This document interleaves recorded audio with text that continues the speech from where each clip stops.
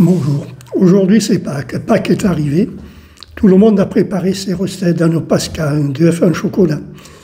Et si on se replongeait un petit peu dans l'histoire de cette jolie fête qui enchante les petits et les grands. Pour Caroline et son blog, j'ai fait une petite recherche. Pâques après les rameaux. Le dimanche avant Pâques, c'est celui des rameaux, celui de Lausanne, en référence à Lausanna, cri d'acclamation du Christ à son entrée à Jérusalem.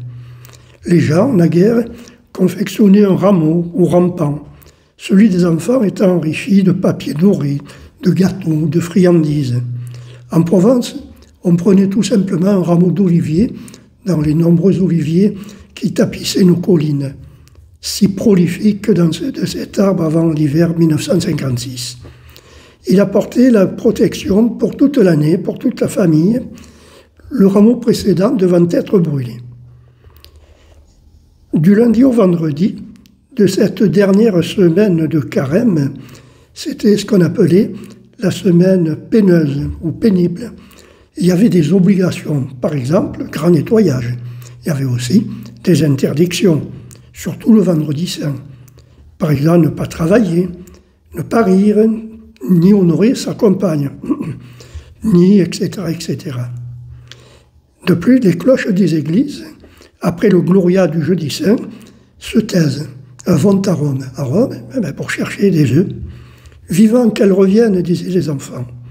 Enfants, nous surveillons attentivement et impatiemment ce retour. Le retour, c'est la semaine radieuse. L'œuf symbolise la fécondité, de la même manière que le lapin symbolise le renouveau, la rupture du jeûne et des interdits. 40 jours d'interdits, c'est long. Naguère, le samedi matin, les enfants quêtaient des quantités non consommées d'œufs durant des semaines.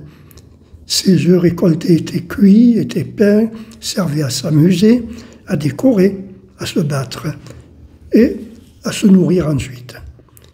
Le dimanche de Pâques, enfin, au retour des cloches, au retour de la joie, de l'abondance.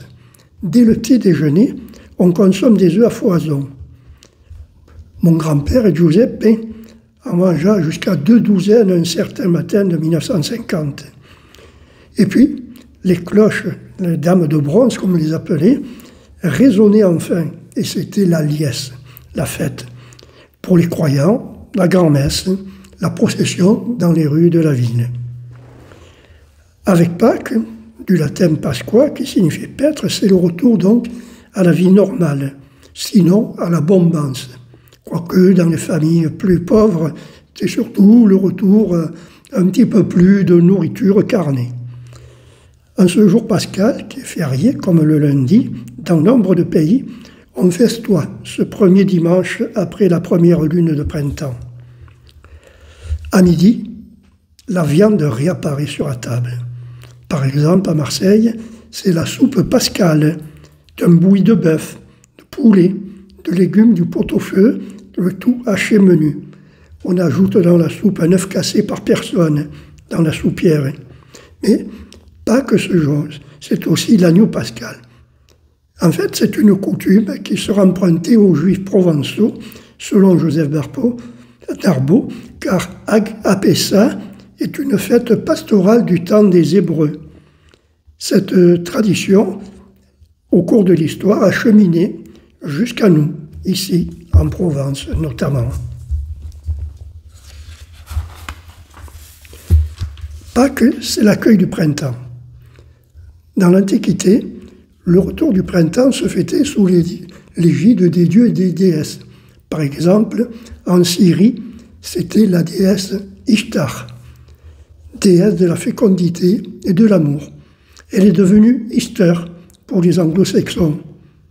De la même manière que les Russes orthodoxes saluent d'un Christ est ressuscité, pour Pâques, les Américains vous saluent d'un joyeux Happy Easter, c'est-à-dire joyeuse Pâques.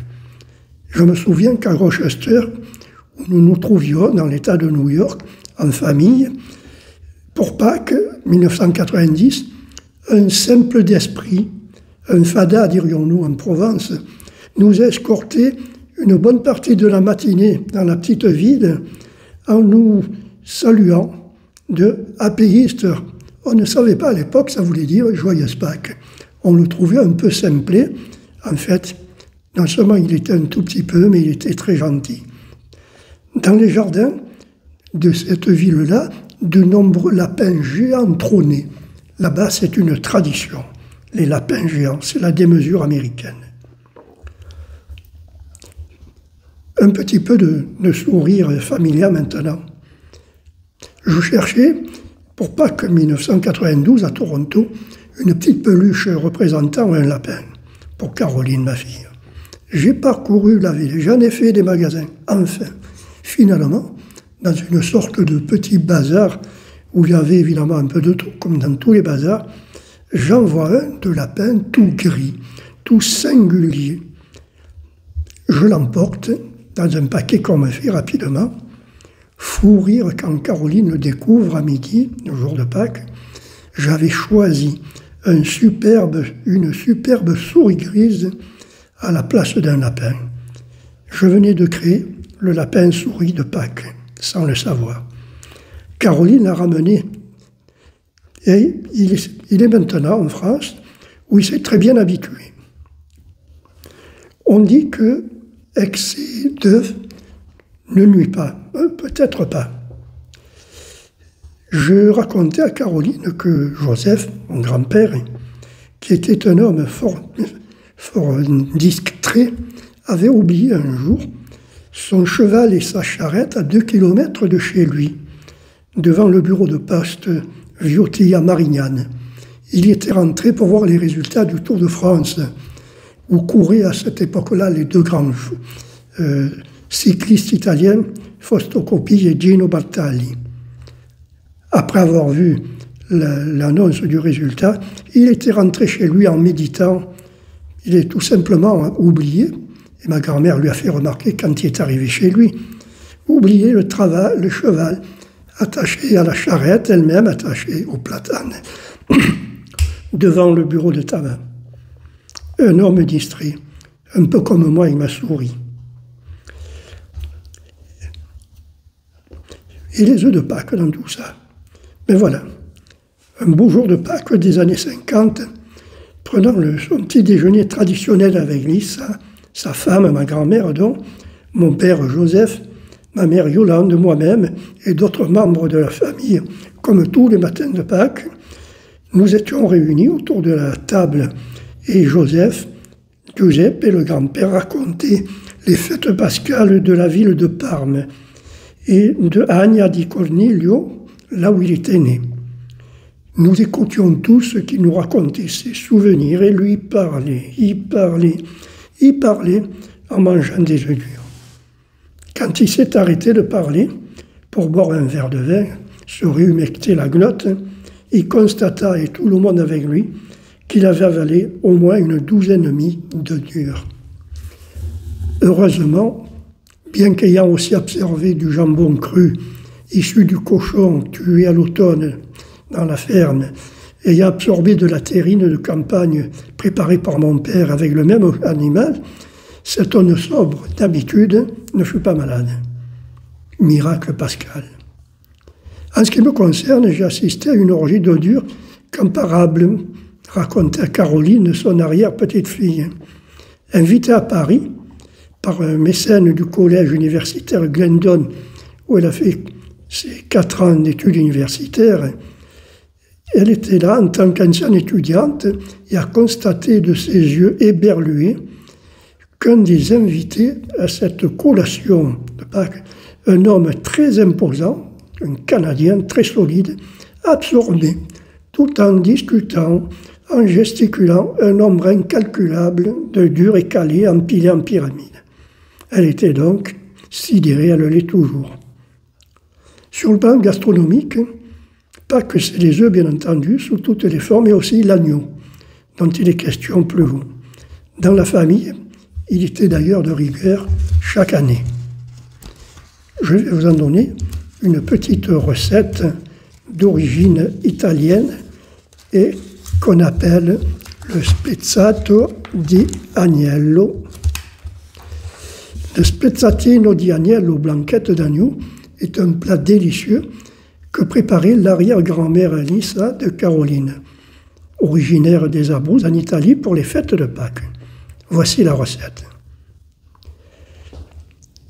Pour les ingrédients, pour 4 personnes, 800 g d'agneau bio, de l'épaule, du sauté en morceaux moyens, 2 œufs bio et 2 jaunes, 4 pommes de terre bio en lamelles, 3-4 gousses d'ail en chemise écrasée, du jus et du zeste d'un citron bio, 2 oignons bio, 25 centilitres de bouillon de poule bio ou de veau, préparé à partir d'un bouillon cube ou un bouillon en poudre bio sans gluten qu'on trouve dans les magasins bio ou sur Internet.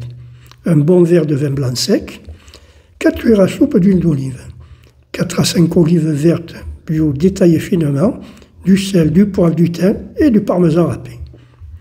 D'abord, préparez la marinade avec l'agneau en morceaux. 2 cuillères à soupe d'huile d'olive, le thym, le vin blanc, le sel, le poivre. Laissez reposer gentiment ce mélange durant 1 heure minimum.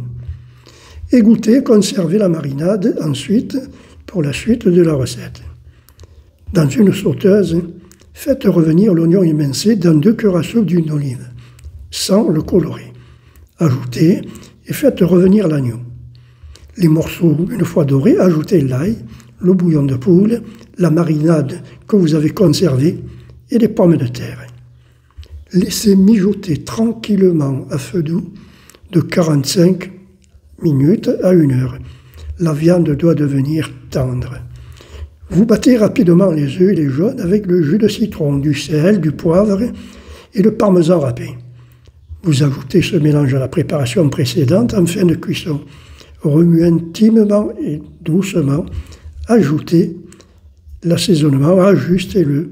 Servez bien chaud, avec des haricots blancs mijotés à part ou des pommes de terre sautées, au persil, au romarin. Pour accompagner ceci, pour ceux qui boivent un peu du vin, des rouges principalement jaunes et plutôt secs, conseillent les sommeliers. Pour les vins français, du Pauillac, du Bergerac, du Côtes-du-Rhône, Chambertin, Pommard, etc., du Bandol, du Poitou. Pour les rosés, des AOC Coteau d'Aix, bienvenue. Côte de Provence, du Tavel, en blanc, ce que vous voulez, en privilégiant peut-être ceux un petit peu plus fruités comme le Gewürztraminer, des Touraine, de l'Angle droit, du fabricant de Lobel. N'en abusez pas, régalez-vous et bonne Pâques.